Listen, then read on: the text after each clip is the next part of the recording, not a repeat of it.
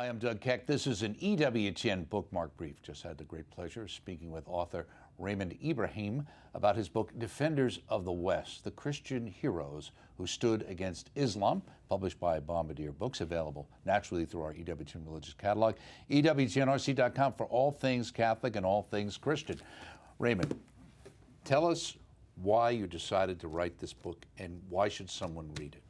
Because people need to know desperately about these men and the way they lived their lives and how they confronted external adversaries, in this case, violent radical Islamic jihadists. And I think their lives, not only is reading it, as I always say, it's truth is stranger than fiction.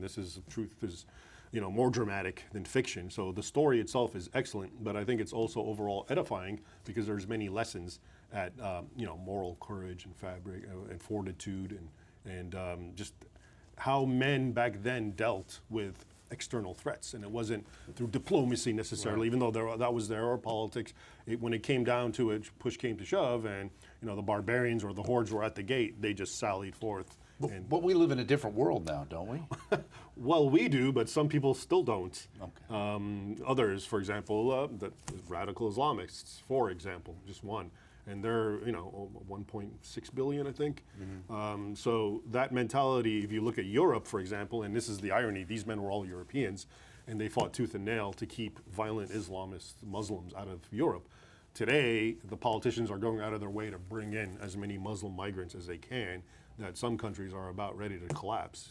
Sweden, Germany, Austria, in those countries, not a day goes by without Muslim migrants. Not just regular criminality, which is rife wherever migrants are, but an explicit ideological hatred for Christians. Mm-hmm. So churches in Europe it's every day you get several are being attacked in vile ways or burned down. And why don't we ever hear about these things? Because the powers that be, and this is the irony, the bedfellows here are radical Muslims from the Middle East or North Africa, wherever. And then you got the left, the native European leftists, as we call them, and they both hate the same thing, which is Christianity. So one gives cover to the other. The left isn't going to talk or worry about a church being burned or hundreds or thousands of churches being burned. But if one mosque gets attacked, we're going to hear about it because of the narrative. Right. We always have to be fed the narrative. Christians are the oppressors. Non-Christian brown people are always the victims, and anything, including this book. Part of that critical race theory application, etc. Yeah. And there's so much in here, and great people like El Cid and Richard the Lionhearted, true stories about them, actually, and Vlad the Impaler, so people have to check out the book, The Defenders of the West, the Christian Heroes Who Stood Against Islam. The author is Raymond Ibrahim, and look for the entire interview I did with Raymond on our on-demand page and YouTube channel, coming soon to the network. I'm Doug Keck. This has been a Bookmark Brief.